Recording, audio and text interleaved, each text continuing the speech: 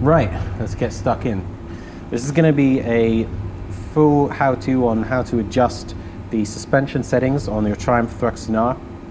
There are a lot of settings to adjust on this bike. I think it's quite a frequent topic of people understanding or wanting to understand how to get the most out of the suspension settings on this bike. By and large, you've got really good equipment in terms of suspension on this bike. You've got Ohlins at the back, you've got Showa forks at the front. All of those have adjustable rebound and compression damping. So there is a lot of fine-tuning that you can do. I've had the bike for over a year now, so I've had a lot of time to play around and try and find the best and what works and what doesn't. And also some of the ways that you adjust the suspension can be a little bit counterintuitive. So I think it's worth actually showing how you do it in full detail. Some people may have a different opinion on what the best method is.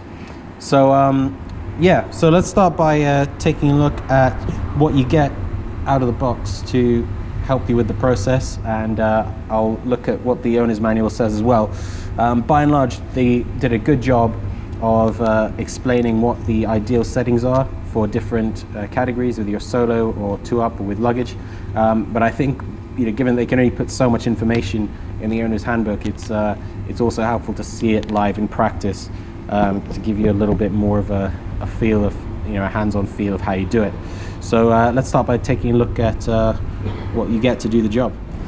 So if you take the key and you unlock the seat on the other side, you're going to find a set of C-spanners in a nicely branded bag. You take those out and you've got C-spanners that fit around the rear shocks. Now, just a quick word on these. I think a lot of people would agree that ideally you would have a longer set of C-spanners to do this job, because you're going to get more leverage that way, and it's going to make the task much easier. And I've seen people do it much easier with longer spanners. The other thing is, these are not ideal in terms of the thickness for these particular teeth on the Ohlins shocks, and if you do use them regularly like I have, you're at risk of marring the finish on the shocks. So do this at your own discretion. If you're very, very nervous about protecting the finish on your bike, you may want to get a set of aftermarket spanners to do the adjustment, because it may be a better experience and better at preserving the bike.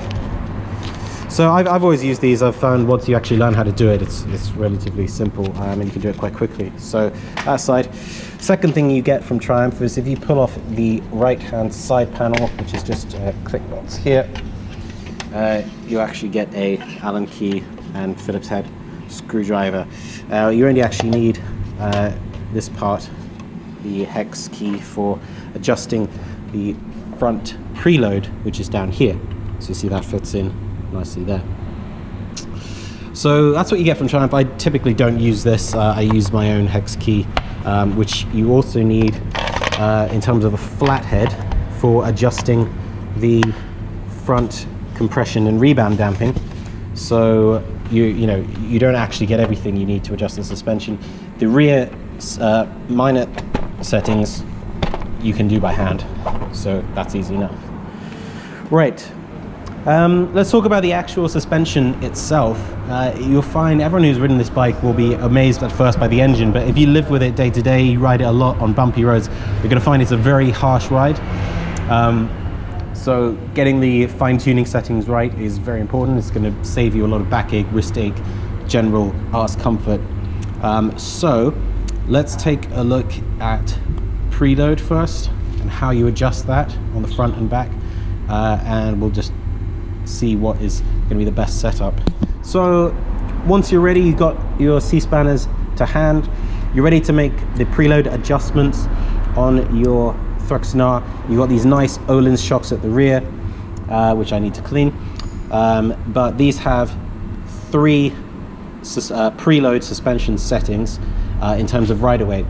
Now if you look in your owner's handbook, starting from page 99, you will find some recommended settings for front and rear preload, compression, and rebound damping, which is great. I think in general the settings provided by Triumph do a good job of approximating what the right settings are for your conditions, but you have to remember that when your road conditions change, your suspension is likely to need to change as well.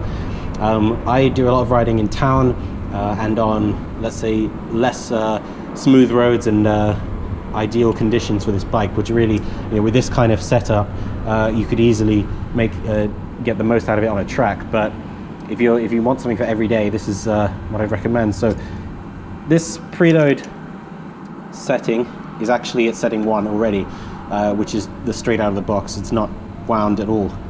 So in general, I found that more preload seems to work better with this particular bike. I'm not sure exactly why that is, because I'm not, say, above average weight or height, but I think in general it does a better job if it's a little bit stiffer to smooth out some of the bumps that you're going to get on most English roads. So how to do it? So what is slightly counterintuitive about this particular shock compared to other shocks that I've had or seen is that it seems to wind the wrong way in terms of the lock ring. So I'll show you how to do it. So if you're looking down the shock and we're saying that you're looking down and so this is clockwise, the shock lower lock ring actually winds down anti-clockwise. So what you need to do is you need to get one of these C-spanners into a position where it can go anti-clockwise, and you need to put the other in a position where it can go clockwise, and then you just separate them and it's going to click solidly into place. Now I would do it slowly to wind it up so that you're not going to risk pinging this out, scratching other parts of the bike. That's setting 2, and if you do it again, you'll find it clicks again, and that is setting 3, and that is actually as much as it will go. It only has those settings. You try and do it again, it's not going to go anywhere. You can't wind that part. Now I have found, because I do take a pillion on this bike, that setting 3, which we're on, is actually great for 2 people. I mean, it is still a firm ride. It's not going to be as comfortable as other bikes for a passenger and pillion, but it does the job of giving as comfortable a ride as you can get with 2 people on this bike. You're going to feel every bump, but it's going to smooth them out so that they're not going to interfere with your ride experience. A good compromise, I would say, is position 2. So for short journeys you can at least take a pillion. Now it does click back very violently, I'd say. It'd be nice if this was a little bit easier to adjust, because you do need a bit of force to get that into place. So that's where we are. I'm actually going to take this back to position 0.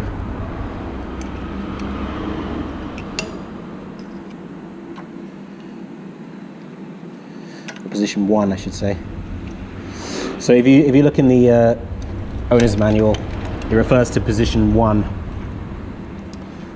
which it recommends for standard solo use, which is just as it comes out of the box, which is great. And I'd say that's good. I actually sometimes ride with it 1 lock in, and that gives you a little bit extra in terms of cornering if you're on nice smooth roads. It really firms up that rear chassis, so that's a very good setting for out of town use as well. So we go. Let's look at the front preload as well. While we're just talking about preload. So looking at your front preload now, you've got the 2 dial settings on the top of the shocks, but your preload setting is actually down here right at the bottom. It takes the same size hex that you get provided with the bike. I'm just going to use my own set for this adjustment. Now, this is one of the things where these adjustment settings in the handbook differ quite a lot depending on what you're looking at. So for this preload setting on the front shock, it describes the number of clicks clockwise from the fully anti-clockwise position. So what you want to do is dial this back all the way anti-clockwise. I've done that already. And then you're going to count the number of clicks this way. you'll feel it click rather than hear it, so it's pretty self-explanatory from that point. Now what it recommends is 7 clicks for normal use in all situations. So if you count 1, 2, 3, 4, 5, 6, 7. Now I actually find, because my weight seems to be further forward most of the time, because it's a cafe type bike after all. It's, you know, it's a sports bike with clip-ons. If you're solo, a lot of your weight is actually going to be forward, particularly when you're braking and particularly when you're slowing down.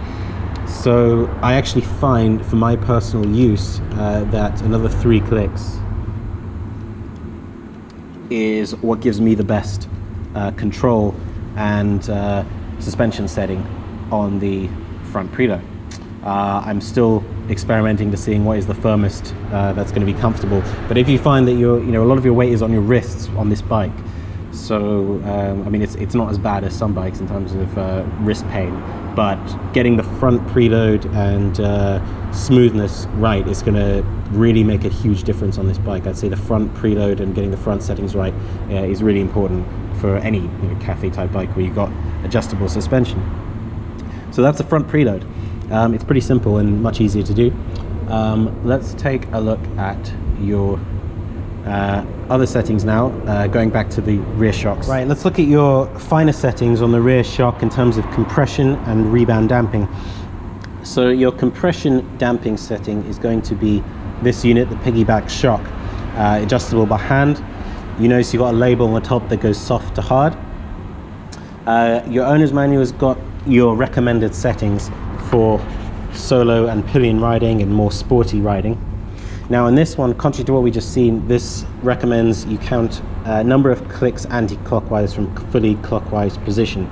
So in other words, for this rebound unit, you're going to be setting it at its hardest setting first, which is clockwise.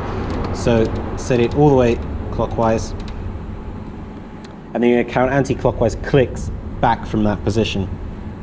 Now for normal solo use, it recommends 16 clicks backwards. So we're going to count 1, 2, 3, 4, 5, 6, 7, 8, 9, 10, 11, 12, 13, 14, 15, 16. And that's your compression setup for normal use. And I find that's pretty accurate. I think the compression unit on this bike makes a huge difference. If you're if you're 2 clicks off in either direction, you're going to find it's a very different experience. I think it especially makes a big difference if you've got 2 people in this bike in terms of comfort and performance. So it's one you can easily just put your hand down and adjust while you're stationary on the bike, so you can reach that pretty comfortably. Overall, it's good that you can actually feel the adjustment. So it shows that it's actually doing something tangible in your performance and your experience. Moving down to the rebound, that is this dial here. Now this is where it gets slightly counterintuitive, because what isn't quite clear is that while the compression rotated clockwise hard, the rebound, if you're rotating clockwise, that is actually going to be softer. So your maximum damping is actually fully anti-clockwise, which is the opposite to the compression damping. Now it took me a while to work that out, because there isn't actually a label that I can see that shows you which direction is harder and softer, which I think would have been a real help, because it was very confusing actually trying to set this up without knowing that. So if you turn it fully looking down at the shock, like I have with the others, you turn it fully anti-clockwise, in other words that way, you can then count from there the number of clicks to get it to your desired position. So if I count now, I think the owner's handbook recommends 24 clicks for solo setup riding, so I'll just count those: 1, 2, 3, 4, 5, 6, 7, 8, 9, 10, 11, 12, 13, 14, 15, 16, 17, 18, 19, 20, 1, 2, 3, 4.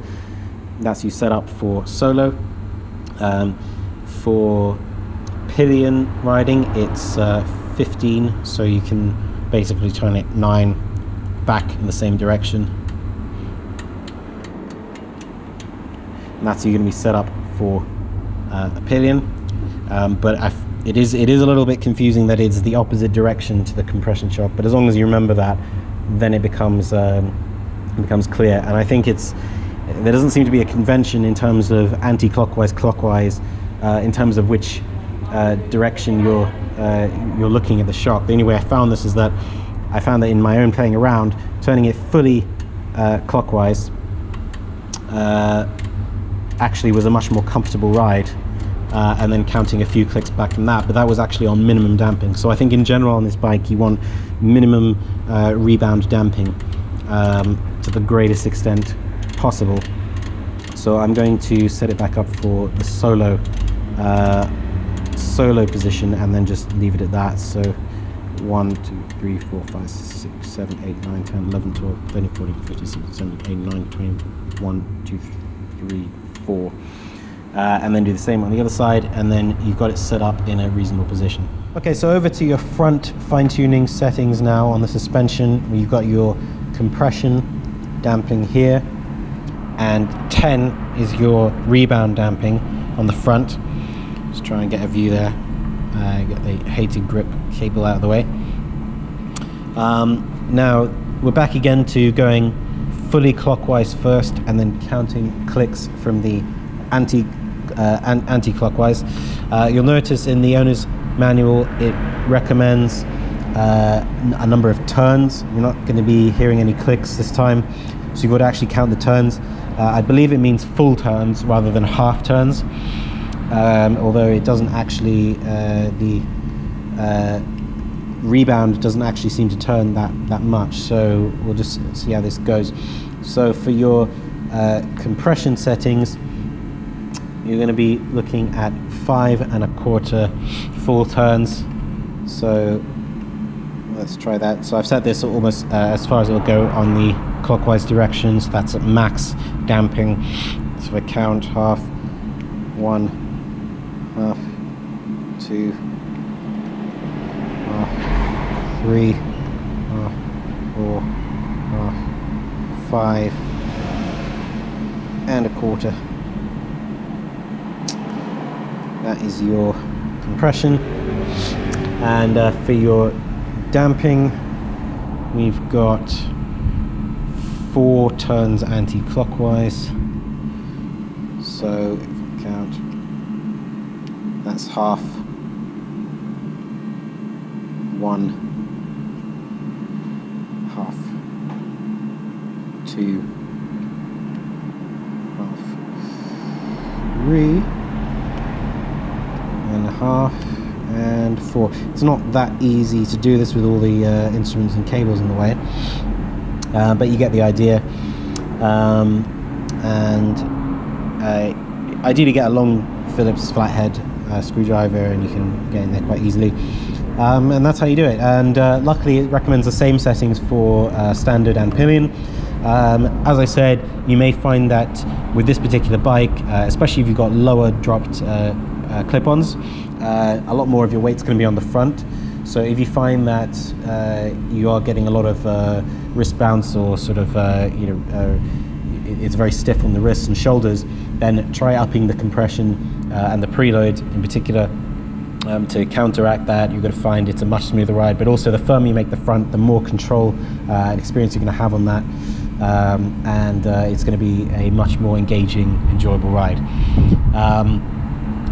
I'm not going to, I haven't gone into detail about how to actually accurately measure suspension for your particular body weight. Obviously everything in the owner's manual is an approximation rather than an accurate fine-tuning, but I'd say that by and large the settings are pretty good, and they've done that for most they've approximated riders' body weights. But if you want to, you can take your bike to a specialist. Even then, they're not going to be able to really give you the ideal settings in terms of compression, rebound, damping. That's something you're going to have to decide for yourself. My only guidance on this is that in general I find that less damping is preferable, and slightly more compression may be preferable if you're smoothing out bumps. Remember, damping is how is the rate of the preload shock basically moving back to its regular position. So I think particularly for bumpy roads, that less is probably going to be more, because if it doesn't compress fast, you're basically going to get a jolt if you hit a pothole or something like that. If it compresses, if it rebounds too quickly, you're going to be kicked out of the seat. So getting that exactly right is going to make a much more comfortable ride. So I hope that's been helpful. Any questions, comments, or further explanations, happy to help. Just post in the comments below. Thank you very much.